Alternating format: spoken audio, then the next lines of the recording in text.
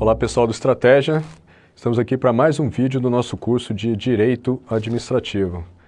Seguindo no assunto Princípios Básicos da Administração Pública, o nosso tema de hoje é o princípio da impessoalidade. Tá bom? Corta aqui para mim no slide, por favor. O princípio da impessoalidade, lembrando, também é um princípio expresso da administração pública, né? É a segunda letrinha ali do nosso bizu LIMP, né? Então, o princípio da impessoalidade está previsto no caput do artigo 37 da Constituição Federal. Está aqui, o princípio da impessoalidade. O que o princípio da impessoalidade diz, pessoal? Que a administração deve agir tendo em vista o interesse público e não os interesses pessoais do agente ou de terceiros, tá bom? Então, a administração pública tem que perseguir o interesse público, né? E não aquilo que interessa ao próprio agente público ou a terceiros, né? O interesse tem que ser perseguido, tem que ser o interesse geral, da coletividade. A doutrina nos ensina que o princípio da impessoalidade ele pode ser observado sobre três aspectos, né?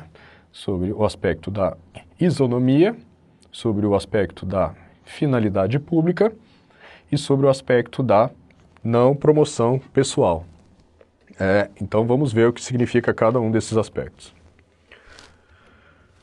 Sobre o aspecto da isonomia, o princípio da impessoalidade, ele veda favorecer ou prejudicar pessoas específicas, né? Então, a atuação da administração pública, ela deve ser impessoal, ela deve visar o interesse público. Então, ela não pode favorecer ou prejudicar pessoas específicas, né? Então, aqui nós temos alguns exemplos de aplicação dessa faceta do princípio da impessoalidade, né? É o concurso público, a licitação e os precatórios. O concurso público por quê? Porque a administração ela vai contratar o pessoal mediante concurso público e que dá oportunidade para todos, né? Qualquer um pode ingressar pela via desde que estude, é claro, pode ingressar pela via do concurso público. Então, a administração não vai contratar A ou B, né? Não vai favorecer A ou B em detrimento de C ou D. Todos eles, A, B, C e D, terão as mesmas oportunidades mediante o concurso público.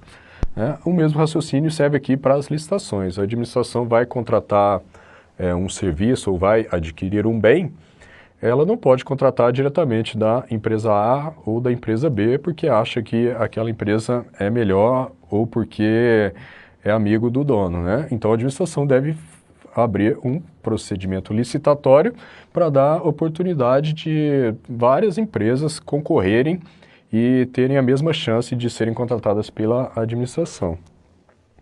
E temos também aqui como aplicação do princípio da impessoalidade o sistema de precatórios, né, que está previsto lá no artigo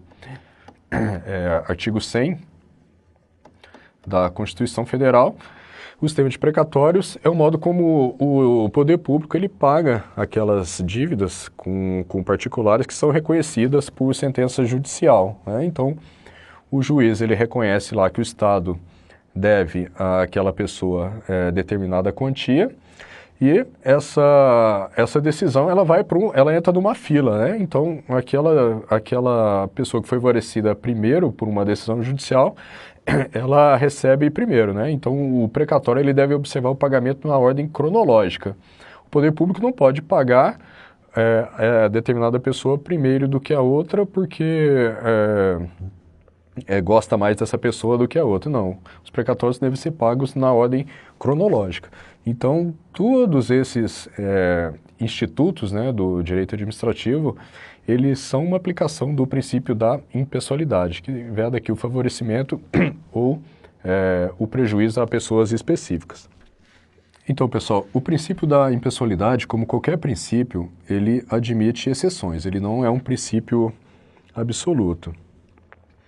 Por quê, pessoal? Porque o princípio da isonomia, ele deve garantir o tratamento impessoal apenas entre iguais, né? Isto é, entre aquelas pessoas que preencham as mesmas condições ou que se encontram em situações comparáveis. né?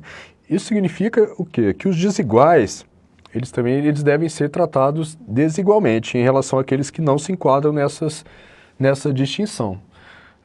Ou seja, a administração pública deve tratar igual aqueles que estão na mesma condição. E desigualmente aqueles que não se encontram nessa mesma condição. Vamos dar um exemplo aqui para ficar mais fácil de entender. Alguns editais de concurso público exigem aqui altura mínima, né, para ingressar no cargo, né? Então, normalmente ali cargos de policial, das carreiras militares, exige uma altura mínima para poder acessar esse cargo. E também tem alguns concursos que exigem idade mínima ou até mesmo idade máxima. Então, esse tipo de discriminação ele é possível. Só que temos que observar alguns critérios aqui que o STF impõe, né? Essa discriminação ela tem que ter relação com a atividade do cargo, né? Então, a altura mínima ela é razoável a essa exigência para um cargo mais operacional, né, de agente de polícia, por exemplo. Mas não seria o caso para um cargo administrativo também da polícia, né? Então, temos que manter relação com a atividade do cargo. Temos também que ter parâmetros razoáveis, né? Então, vamos exigir ali uma altura mínima de 1,80 m, né, para um policial, não precisa, né? Então, normalmente a altura aí é de 1,60 m, então tem que termos parâmetros razoáveis.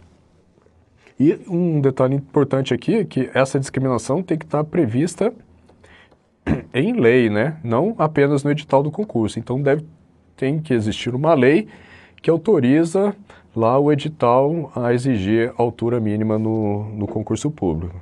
Tá bom, pessoal? Então, esse tipo de discriminação são chamadas discriminações positivas. Discriminações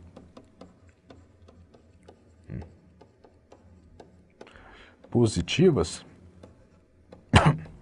desculpa, elas constituem exceção ao princípio da impessoalidade, tá bom? Temos outros exemplos aqui. É a tramitação preferencial de processos administrativos. Então, lá na lei do processo administrativo federal é previsto que aqueles processos que tenham como parte pessoas maiores de 60 anos ou pessoas com alguma deficiência física ou mental terão preferência na tramitação desses processos. Ou seja, é uma previsão, né, que favorece essas pessoas, né, maiores de 60 anos e pessoas com deficiência física e mental. Então, é uma exceção ao princípio da isonomia. Mas olha só, uma pessoa maior de 60 anos, ela está numa situação jurídica diferente de uma pessoa com 30 anos ou com 20 anos. Uma pessoa deficiente, física ou mental, ela está numa situação jurídica, a situação dela é diferente de uma situação de uma pessoa que está no pleno gozo da sua saúde. Então, por isso é que é possível haver essa discriminação positiva e esse favorecimento como uma exceção ao princípio da impessoalidade. Outro exemplo aqui também, para ilustrar as exceções ao princípio da impessoalidade, são as alíquotas distintas de imposto de renda, né? Então, lá no imposto de renda, quem ganha mais, paga mais, né? Então, quem ganha mais está numa situação diferente daquele que ganha menos. Então, é possível haver essa discriminação, que constitui, mais uma vez, uma exceção ao princípio da impessoalidade. O princípio da impessoalidade, ele também pode ser visto sobre o aspecto da finalidade pública. O que quer dizer isso? Toda a conduta da administração, todo ato administrativo deve perseguir um interesse público, né? E não o interesse pessoal do agente. E o interesse público está onde, pessoal? É aquele previsto na lei. É um interesse impessoal. Interessa o bem da coletividade, da sociedade, e não do agente que está praticando o ato. O interesse público ele pode coincidir com o interesse particular, né? Então, essa faceta da impessoalidade não quer dizer que sempre um ato administrativo tem que ser contra um interesse particular. Não é isso. Esses dois interesses podem coincidir. O que não pode é o interesse público ficar de fora, tá bom? Então tem que estar sempre o interesse público presente. Por exemplo, a administração quer adquirir um produto ou serviço. O empresário quer vender esse produto e serviço. Ou seja, o interesse público, o interesse da administração, está coincidindo com o interesse do particular nessa situação. Mas o interesse público está presente. A administração, para realizar aquela contratação, tem que justificar que a finalidade daquele bem ou daquele serviço é o interesse público. Então, o interesse público está presente juntamente com o interesse particular. Detalhe importante é que o desvio de finalidade, ou seja, aquele ato praticado com o fim que não seja o interesse público, ao contrário, seja um interesse pessoal, é um ato nulo, né? Então, que pode ser declarado tanto pela própria administração como pelo judiciário. Tanto a administração como o judiciário podem declarar a nulidade de um ato praticado com desvio de finalidade.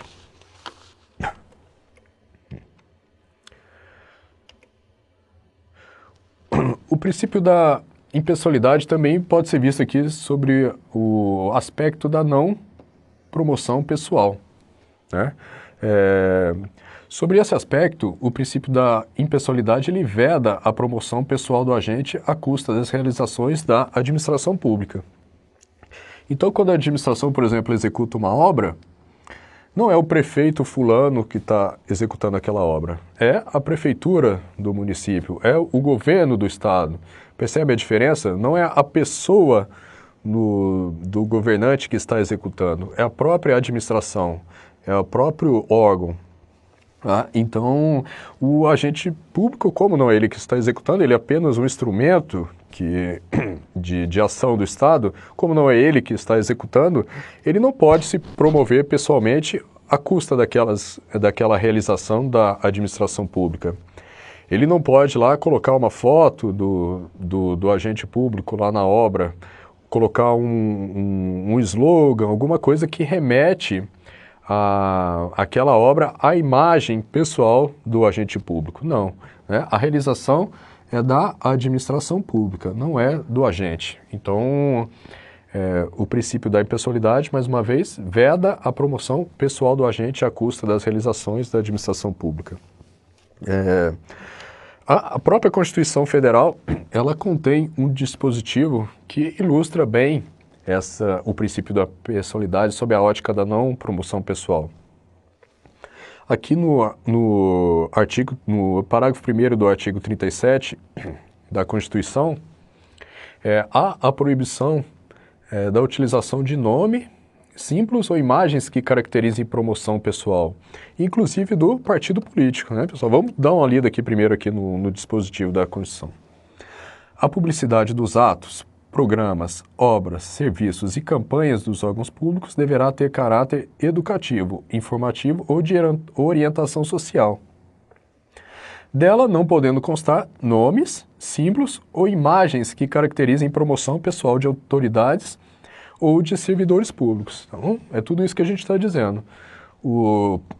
A prefeitura vai inaugurar uma obra, não pode estar lá o nome do prefeito ou o símbolo do partido dele ou uma imagem que associa aquela realização à pessoa do agente público. Aquela obra tem que estar ligada à prefeitura, ao Estado, ao poder público. Tá ok? Detalhe aqui, pessoal, é que o artigo 37 ele não fala em partido político, tá? Isso aqui vem da jurisprudência do STF. Então, lá na obra não pode estar lá uma imagem que leve a pessoa a associar aquela obra como uma realização do partido X ou Y, tá? É uma obra da administração pública. Vamos dizer aqui uma questão de prova para consolidarmos. Vamos lá. O princípio da impessoalidade limita-se ao dever de isonomia da administração pública, né? Limita-se ao dever de isonomia. Ó, aqui uma palavra muito restritiva. Não isso, né? Como vimos, o princípio da impessoalidade, ele possui três aspectos, né?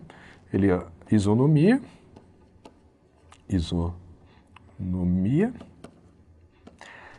é o primeiro. O segundo é a finalidade pública.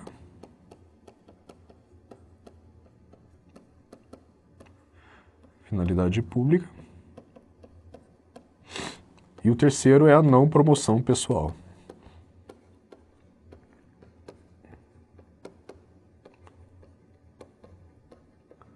Então, relembrando, a isonomia veda favorecer ou prejudicar quem quer que seja. A finalidade pública significa que os atos da administração devem perseguir o interesse público. E a não promoção pessoal significa que as realizações da administração pública não devem ser associadas à pessoa do agente público, e sim à própria administração. Então, como a questão diz que o princípio da impessoalidade limita seu dever de isonomia, e vemos que, além do princípio da isonomia, temos mais dois aspectos, a questão está errada. Mais uma questão. Em razão do princípio da isonomia, é vedada a adoção de quaisquer discriminações positivas pela administração pública. Tá? Errado isso, né, pessoal? Vimos que é possível fazer discriminações positivas entre quem? Entre aquelas pessoas que não estão numa mesma situação jurídica. Lembrando lá da tramitação preferencial de processos que constem como parte, que tenham como parte pessoas maiores de 60 anos ou deficientes e aquelas alíquotas diferenciadas de imposto de renda, né? Sendo maior a alíquota para quem tem maior renda. Então, são discriminações positivas entre sujeitos que não se encontram na mesma posição jurídica. A isonomia, ela só se aplica entre iguais, tá bom? Entre iguais. Se duas pessoas ganham a mesma renda, elas devem pagar a mesma alíquota de imposto de renda. Tá? Essa que é a ideia do princípio da isonomia. Então, nossa questão está errada, né? É vedado? Vimos que não é vedado. Gabarito errado. Tá bom, pessoal? Terminamos por aqui mais esse vídeo sobre o princípio da impessoalidade e até a próxima.